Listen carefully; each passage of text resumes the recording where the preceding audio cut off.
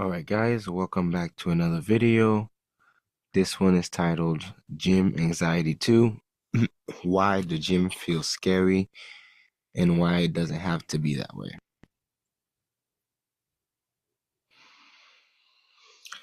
First of all, you are the one judging yourself, not everybody else. Most of gym anxiety comes from self-judgment, not 90+% of it. Because we're humans, right? We always feel like someone's watching us, someone's always paying attention to us. And you're in a new environment, you don't know people. I'm pretty sure I touched it in the first gym anxiety video. However, I'll touch on it again. You are the one judging yourself more times than not. So a lot of it's coming from you. Whether it's insecurities, anxiousness, all of that. The gym is a stage, but at the same time, it's not a stage. What do I mean by that? I mean, overall, it's not a stage. It's somewhere for you to go, get your work done, and leave. Get your body right, your mind right, all of that. However, based on which context you look at it, it is a stage. It's a stage for you to shine bright. No, not for you to show off and do all this freaky stuff. It's a place where you can go and express yourself. You can let your demons out. You can, whatever expression that you have, emotions and things that you're holding in, the weights are not going to judge you. You can only pick them up, put them down. The machines are not going to judge you. They're here to help you get yourself right. So it's a stage in a sense because you use the environment and the tools to perform and get better. However, it's not a stage where, like most people, they just go show off and pretend like that's the only thing that matters. When the main thing that matters is you coming up and showing off. And showing up for yourself. I mean, yeah, you can show off, you can pose and do all these things. So again, it is a stage, but just keep in mind the context here when I say that. It's a stage to help you get better, not a stage to act like, like you have no common sense. It is a mirror. So again, we're all humans. A lot of times we don't like to face ourselves. And the gym is one of the best mirrors we can have in our life. If you're a certain kind of person, if you're hiding from who you really are, being at the gym with people judging you and you judging yourself, you're facing the music essentially. You're in front of the mirror, and there's no better way to combat that and improve on that than being at the gym because it's literally the reflection of you. So if you gain having much weight, you'll see it in the mirror. If you lost having much weight, you'll see it in the mirror. If you look anxious, you'll see it in the mirror. If you feel bad, you'll see it in the mirror. So, yeah. Everyone feels like an imposter sometimes. Second point. Yeah. Sometimes we feel great, sometimes we feel not so great. And every time we go there, one thing remains true. The weights are there, the equipment are there for you to use them to impact you in a positive way. And if you use it for positive, that's good. That's what we want. If you use it for negative, we don't want that. You could literally walk in the gym angry at the world, upset, disappointed. Within 30 minutes of getting some blood flowing in your body, you're good to go. You don't even need any medication or anything like that because you literally, as you can see here, you went from dark to light almost immediately. That's the power that the gym has. that non-gym goers don't understand. Anxiety spikes when you don't have a plan.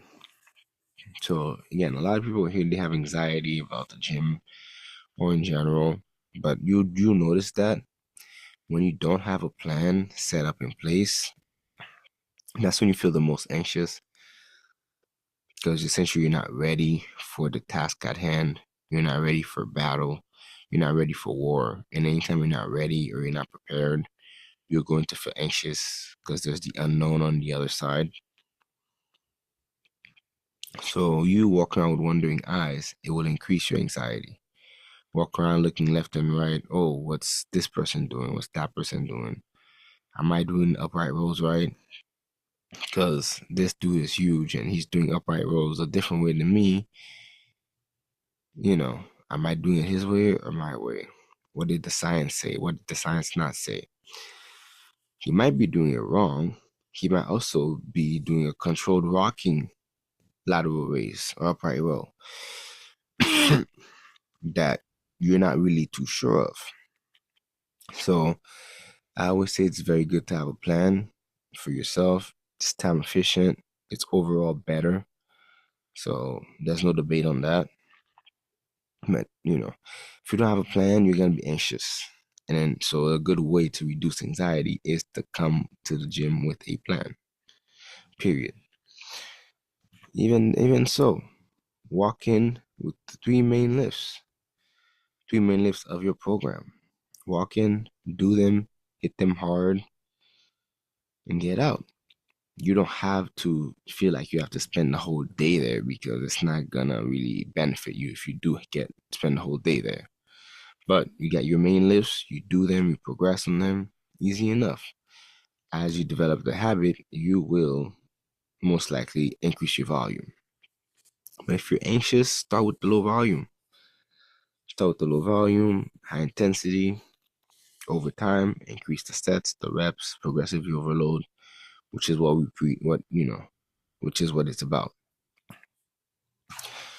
Once you have a set plan, everything else you want to do becomes optional. So you become more comfortable. You don't have to sit there with wondering eyes, wondering, oh, does this person know how to do this? Interrupting someone with their workout to come help you. Not that it's bad to do that, but sometimes it is. Again, depends on the situation and the context. You know? Yeah, once you have your main list set up to go, everything else becomes optional. And then you'll be very comfortable. The anxiety will almost go away. Yeah, so the gym is for execution. That's what I meant when I said like it was a stage. Because it's a stage because you're executing, you're performing, right? But at the same time, it's not a stage because a lot of people just think they just go there and they're not really working out. They're just performing in a different way. So I don't want that to be taken out of context. But the gym is for execution. You come there, you do what you got to do. That's it. So waiting to feel confident keeps you stuck. So you waiting to feel confident isn't going to make you confident. You have to do the work, do what it takes, and then you'll be confident from that. You'll gain a lot of confidence. You will gain a lot of confidence from doing so. Yeah, waiting till you're motivated. Your YOU-RE. I wrote that wrong. Motivated is keeping you stuck. It's not realistic. Yeah, it's keeping you stuck because you'll wait forever. And we don't want to wait forever. We need to start now as quick as possible to start getting on the right path because we don't have that much time on this earth, believe me. So the longer you wait to feel motivated, the longer you're going to be stuck and the harder it will be to break that habit. So with the gym is you go first and you execute first. So you go, execute, whether it's 2, 3 lifts, boom, done. Next time, try it fourth lift, then try 5 lifts, then try high volume, low volume, Arnold split, German style training. There are plenty things that could really help you and that could help relieve your anxiety. So confidence comes from doing the work that follows. Yeah. So confidence comes from doing and the work follows. Yeah. So basically, the fifth point is comparing yourself is fake math. It's like comparing apples to oranges. It makes no sense. They're both fruits, but they're not the same. Not even the same family. So what people like to do is they compare their chapter 1 to someone else's years, to chapter 10. So you go there, you see, the biggest student there. Oh man, why can't I have arms like him? Well, he's been doing this for 10, 12, 15 years. You just got here. So you need patience. You have to go through all the pain that we go through. Not all of them, but a lot of them. Especially if you're skinny, there's different things. If you're overweight, different things. There's always an option as far as the fitness space goes for somebody. So there's no reason to not get involved here.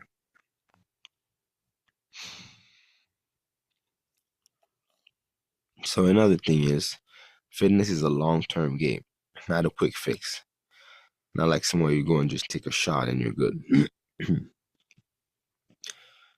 It helps set you up for life, for a healthier, better quality life. So it's not a quick fix at all.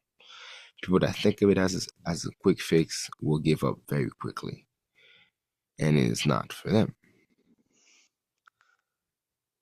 So that comparison that you're constantly doing with yourself and somebody else, it has nothing to do with your potential.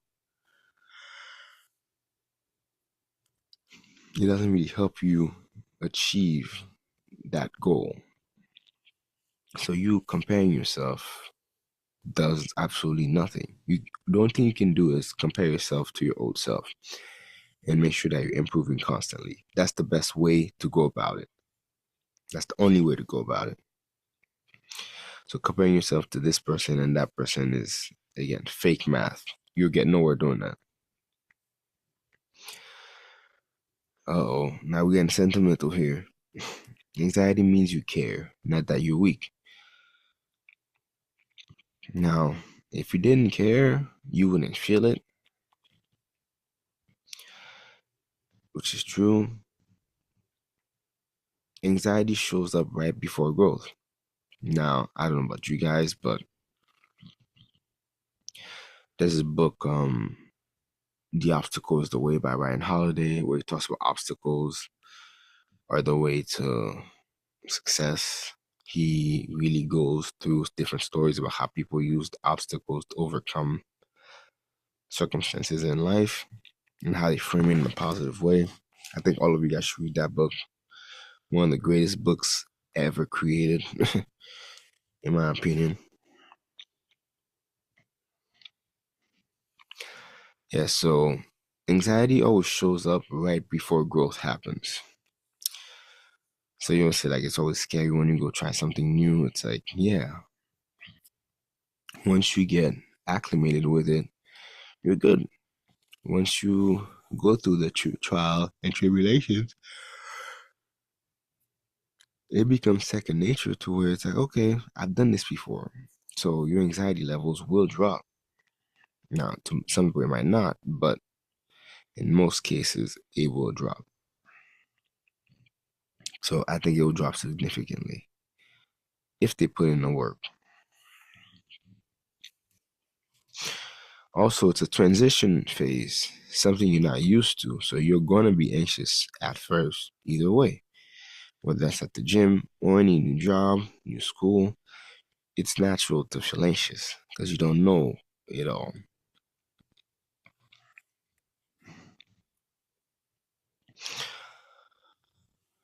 So also the real flex is staying when you want to leave. Again, everyone once they're done with their workout, even before that, oh, I gotta go, I gotta go, I gotta go. The real flex is, oh, they'll get like they're so tired they gotta leave. The real flex is being able to stay there, finish your workout before you go. Staying there after your time that you created, being able to confidently take selfies, confidently talk to people there, confidently, like you just know when you get home, you're gonna look so incredible. Things of that nature. So, not just the PRs, not just aesthetics, but finishing while uncomfortable is real strength.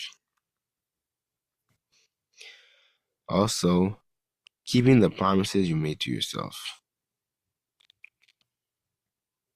Like, keeping the promises you make to yourself are the best way to build confidence. And you wanting to stay is a good way to help increase that. And it makes you feel at home and all that good stuff. So there's no negatives to me. Also, most people around you are beginners also. January 1st is coming up, and you're about to see the gym being full and packed and anxious people not knowing where to go, what to do, all that.